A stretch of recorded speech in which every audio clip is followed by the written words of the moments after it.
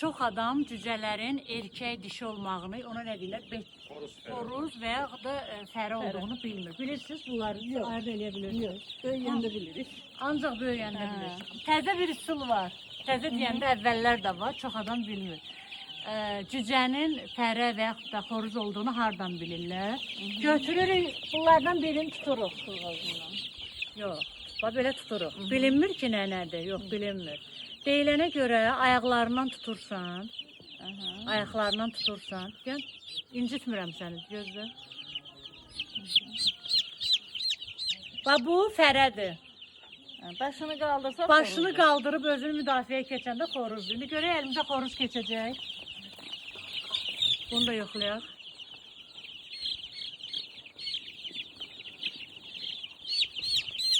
Bu da fərədir. Bir dənə qara tutaq.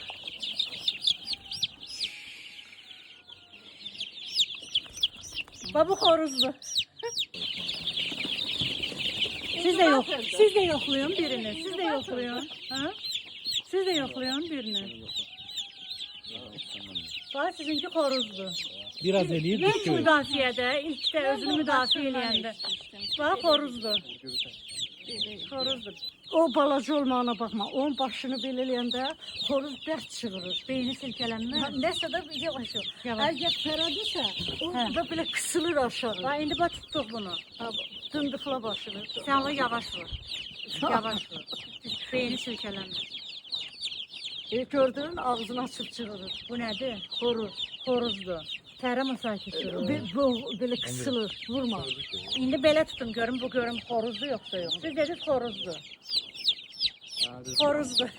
Ondan Leylin'ə. Biriyle de söhbət edir. Leylin 70 il, 100 il qabağı deməyir. İndi o Baxaq buna da. İndi mən yoxlayıram. Deməli başına vursam, başını qıssa yox. Fərədir. Fərədir, baxaq. Dişidir. Baxaq. Sakit, sakit. Bu nəsə xoruza oxşuyur. Gördün, Baxın. bağlamaq kimi elədi.